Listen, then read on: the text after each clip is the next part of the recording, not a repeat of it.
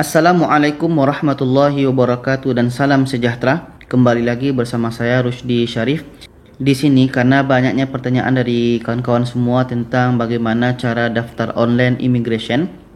Jadi pada kali ini saya akan buatlah macam mana daftar online ini dan urusan apa saja yang bisa dibuat di immigration secara online ini.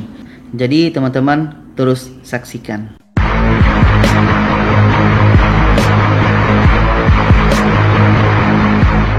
Jadi sekarang kita terus masuk saja.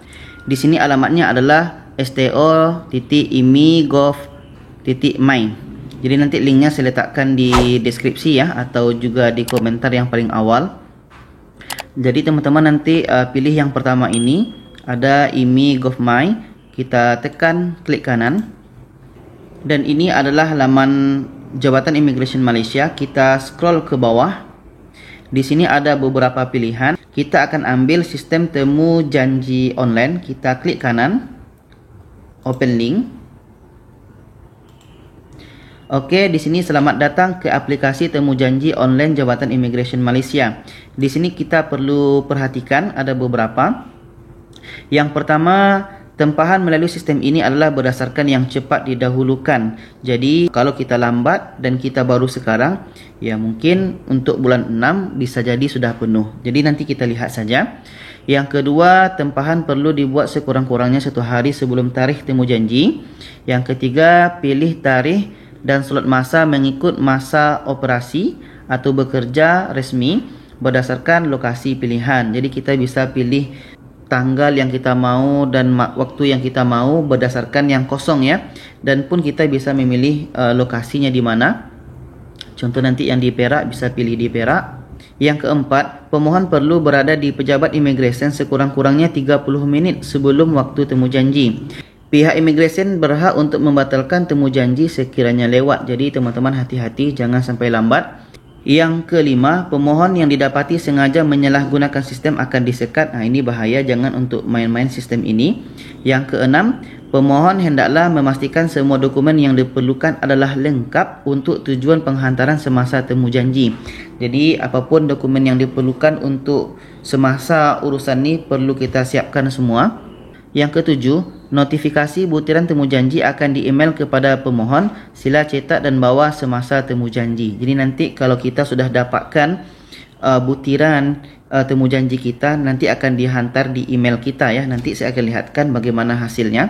Jadi nanti yang itu hasil yang di email tu kita mesti print dan kita bawa juga nanti waktu temu janji di samping syarat-syarat yang lain.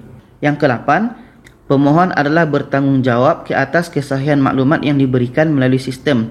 Jabatan Imigresen berhak membuat semakan lanjut dan pengesahan ke atas maklumat yang diberikan. Jadi nanti maklumat kita akan disemak. Kalau rupanya banyak salah, itu nanti hati-hati. Yang ke-9, urusan pembayaran adalah secara e-payment menggunakan kad ATM, debit atau kad kredit. Jadi secara cash atau secara tunai itu tidak ada. Yang ke-10, sila rujuk laman web rasmi jabatan di alamat itu untuk maklumat berkenaan dokumen berkaitan. Jadi syarat-syarat ini mesti kita perhatikan ya. Karena nanti kita jangan main datang saja. Contoh waktu kita datang jam 11 pagi tapi kita lewat 11.10. Jangan harap nanti kita bisa dapat ya. Mungkin kita akan dibatalkan temu janji kita. Jadi semua syarat ini mesti kita perhatikan, jangan sampai kita teledor ya. Jadi setelah kita baca yang syarat-syarat ini tadi, kita bawa saja ke bawah dan di sini kita tekan teruskan atau proceed. Oke, di sini kita mesti masukkan email kita ya, maksudnya email yang sah, email yang biasa kita pakai ya. Di sini saya akan masukkan email saya. Kalau emailnya kita sudah isi, kita tekan lagi teruskan atau proceed. Jadi inilah yang mesti kita isi nanti butiran-butirannya. Di sini ada nama penuh, nomor kad pengenalan atau paspor, alamat, postcode, bandar, negeri, nomor handphone dan email. Sedangkan yang bahagian kedua, di sini kita pilih jabatan di mana. Kita bisa pilih di sini jabatannya ada Johor, Kedah, Kelantan. Dimanapun kita tinggal ada yang buka ya gymnya. Jadi di bahagian 2 ini kita bisa lihat urusan-urusan kita. Contoh nanti di sini ada bahagian ekspatriat, visa, pas dan permit, ada bahagian pekerja asing, ada bahagian operasi siasatan dan pendakwaan. Kita contohkan di sini bahagian ekspatriat. Di sini urusannya adalah kedutaan dan perwakilan asing, institut pengajian tinggi. Kalau kita lihat di sini bahagian visa, pas dan permit, urusannya adalah lanjutan pas. Lanjutan pas ini seperti visa ikut suami, visa ikut istri. Lepas itu di bawahnya lagi bahagian pekerja asing. Di sini kita bisa lihat berbagai urusan yang bisa kita buat di sini. Ada cetakan, pelekat, pembantu rumah asing, pashat, unit siasatan dan naziran, dan lain-lainnya. Kalau kita pilih lagi bahagian operasi siasatan dan pendakwaan, di sini ada urusannya adalah tinggal lebih masa, anak warga asing yang lahir di Malaysia, kes kehilangan pasport. Jadi nanti bagi teman-teman yang tinggal lebih masa 2019 ke atas itu, teman-teman nanti bisa masuk melalui sini. Teman-teman nanti pilih saja di sini tinggal lebih masa.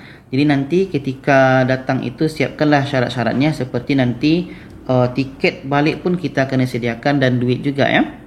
Jadi sekarang kita isi dari atas ya. Jadi di sini kita isi bahagian pertama. Di sini saya akan isi nama sesuai dengan yang ada di paspor. Ingat ya, ini contoh. Lepas itu kita isi nomor paspor kita. Setelah itu kita masukkan alamat kita. Jadi ketika kita sudah masukkan alamat, otomatis dia akan terisi postcode, bandar dan negeri. Dan di sini kita masukkan nomor handphone kita. Email tadi sudah kita isi sejak awal, jadi sudah ada di sini. Kalau semua yang bahagian pertama ini sudah kita isi bahagian kedua. Di sini tadi kita pilih kita di bahagian negeri mana. Contoh, saya selalu berurusan di Putrajaya ya. Maka saya akan pilih di Putrajaya di sini contohnya. Dan di sini saya akan bahagian apa? Saya akan buat di sini bahagian visa, pas dan permit contoh. Dan di sini saya akan pilih lanjutan pas. Contoh di sini saya ingin mengurus visa ikut suami atau visa ikut istri. Jadi kita pilih di sini lanjutan pas. Jadi sekarang kita tunggu dia tengah loading, dia tengah baca. Di sini nanti dia akan memunculkan tanggal dan waktu kapan kita bisa datang. Jadi di sini, jadi kalau kita bawa ke bawah ini adalah tampilan untuk mana yang kosong. Tapi sekarang kita akan pilih yang di sini ya, tarikh temu janji di pohon. Contoh di sini kita ambillah 8 Jun. Oke, kita tengok 8 Jun. Kita pilih di sini slot temu janji, kita tekan saja. Di sini kita buat contohnya jam 11. Kalau telah selesai tanggal 8 bulan 6 dan pada jam 11, kalau semuanya telah selesai kita isi, maka kita pergi ke bawah dan di sini kita tekan hantar atau send. Jadi kalau sudah terkirim nanti akan ada laporan di email kita, dia akan nampak seperti ini ya, teman-teman bisa lihat di sebelah. Hasilnya akan seperti ini. Jadi seperti yang saya bilang dari awal tadi, pastikan email kita itu aktif yang selalu digunakan. Karena nanti di email situlah nanti laporan-laporan berkenaan temu janji yang kita buat ini. Dan temu janji yang ada dikirim di email itu nanti kita print dan kita bawa juga nanti ketika datang ke immigration. Jadi itulah teman-teman info yang boleh saya kongsi pada hari ini. Jadi itu saja untuk kali ini. Share video ini kepada yang lainnya supaya lebih ramai yang tahu. Terima kasih. Wassalamualaikum warahmatullahi wabarakatuh.